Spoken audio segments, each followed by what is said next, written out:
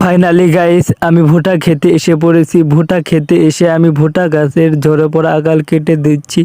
আমার সাথে আমার বড় ভাই আছে, তিনিও ভুট্টা গাছের আগাল কেটে দিচ্ছেন। হাই গাইস, আসসালামু আলাইকুম। আশা করি আপনারা সকলে ভালো আছেন, আমিও ভালো আছি। তো গাইস এখন আমি যাচ্ছি আমাদের ভুট্টা খেতে, ঝরে পড়া ভুট্টা গাছের আগাল কাটতে।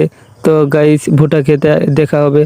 তো গাইস ফাইনালি আমি ভুট্টা খেতে এসে পড়েছি। ভুট্টা খেতে এসে ভুট্টা গাছের আগাল কেটে দিচ্ছি। আমার সাথে আমার বড় ভাই আইছেন, তিনিও ভুট্টা গাছের আগাল কেটে দিচ্ছেন। ভুট্টা গাছের আগাল কাটা শেষ করে আমি একটা আটি বানিয়ে নিলাম।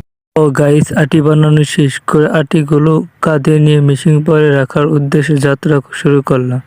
মেশিন পাড়ে এসে আটিগুলো রেখে দিলাম। তারপর মেশিন পাড়ে রাখা ভুট্টা আটিগুলো কলার পাতা দিয়ে বেঁধে দোকানে নেওয়ার উদ্দেশ্যে পুনরায় যাত্রা শুরু করলাম।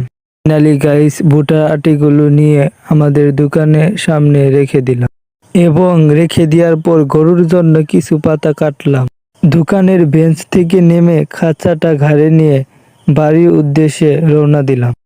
বাড়িতে এসে আমি গরুকে ভুট্টার পাতা খেতে দিলাম। তো গাইস আজ এই পর্যন্তই। ভালো থাকবেন, সুস্থ থাকবেন, নিজের যত্ন নেবেন।